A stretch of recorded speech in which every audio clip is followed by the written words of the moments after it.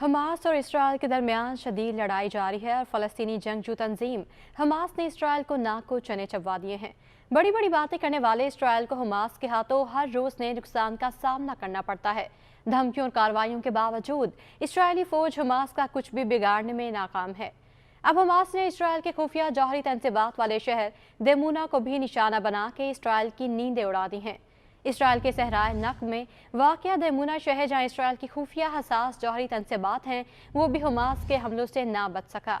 Hamas की Askari wing अल Qasim brigade ने Israel के अहम तरीन शहर देमूना को निशाना बनाया है और ख्याल किया जा रहा है कि इसमें इसराइल को भारी नुकसान उठाना पड़ा है। इब्रानी मीडिया ने भी इसकी तस्दीक की है कि हमास ने देमूना शहर को निशाना बनाया है, जहाँ इसराइल की जौहरी तंसीबात हैं। ताहम ये मालूम नहीं हो सका कि आया हमास के हमले में सहूनी फोर्सेस या हसास जौहरी तंसीबात को किसी किस्म का नुकसान पहुंचा है या नहीं।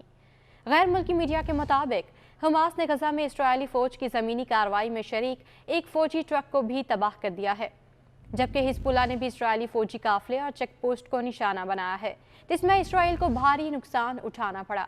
हमास ने इसराइल के 450 ठिकानों को निशाना बनाने का भी दावा किया है। हमास की जानिब से इसराइली फौजी हेडक्वार्टर और चेक पोस्टों पर मिसाइल दागे गए हैं। हमास ने इसराइली खुफिया जौहरी तंसीबात वाले शहर देमूना को निशाना बनाया तो इसराइली वज़ीर आज़म नेतन्याहू का चैन और सुकून लूट लिया। नेतन्याहू ने हमास को शिकस्त देना इसराइल के लिए इम्तिहान करार दिया और कहा कि हमास इसराइल के वजूद के लिए खतरा बन गई है। इसराइली वज़ीर आज़म नेतन्याहू ईरान से भी खौफजदा हैं। नेतन्याहू ने ईरान पर इल्ज़ाम लगाते हुए कहा कि ईरान हमास की हिमायत करता है और हमास के फौजी बजट का 90% ईरान से आता है। ईरान हमास को फंड्स देता है, मुनज़्ज़म करता है और हिदायत भी जारी करता है। दूसरी जानिब इसराइली फ़ौज ने गजा के शहरियों को एक बार फिर जनूब में मुंतकिल होने की वार्निंग देते हुए कहा है कि जनूब में गजा के शहरी पानी, खुराक, अद्वियात हासिल कर सकेंगे। इसराइली फौज तर्जुमान का कहना है कि अमेरिका और मिस्र की गजा के लिए इंसानी इमदाद की कोशिशों को बढ़ाया जाएगा। इसराइल की लड़ाई गजा के लोगों से नहीं, हमास के साथ है। हमास इसराइल में कैद 6000 फ़लस्तीनियों की रिहाई के एवज़ इसराइली कैदियों को छोड़ने पर आमादा हो गई है। फ़लस्तीनी मज़ामती तंजीम के तर्जुमान अबू उबैदा ने गजा के शहरियों को अपने साथ खड़े रहने का मशवरा देते हुए कहा कि शहरी इस मामले को फैसला कुन मार्का समझें, फतह हमारी ही होगी। उधर इसराइली जगह मालियों के खानदानों का कहना है कि सहूनी हुकूमत कैदियों की बखैरियत रिहाई की जिम्मेदार है। वज़ीर आज़म नेतन्याहू तमाम कैदियों की रिहाई के लिए हर मुमकिन कोशिश करें।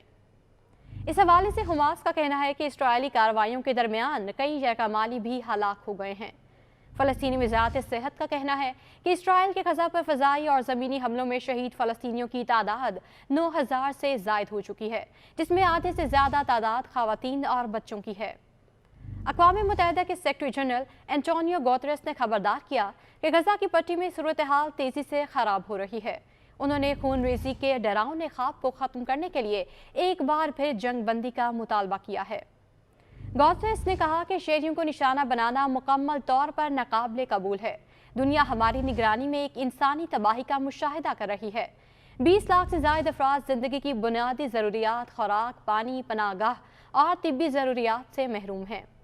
दूसरी जानिब इंटरनेशनल क्रिमिनल कोर्ट के सीनियर प्रोसिक्यूटर का कहना है कि इसराइल की जानिब से गजा में इमदादी सामान की फराहमी में रुकावटें डालना जुर्म करार दिया जा सकता है।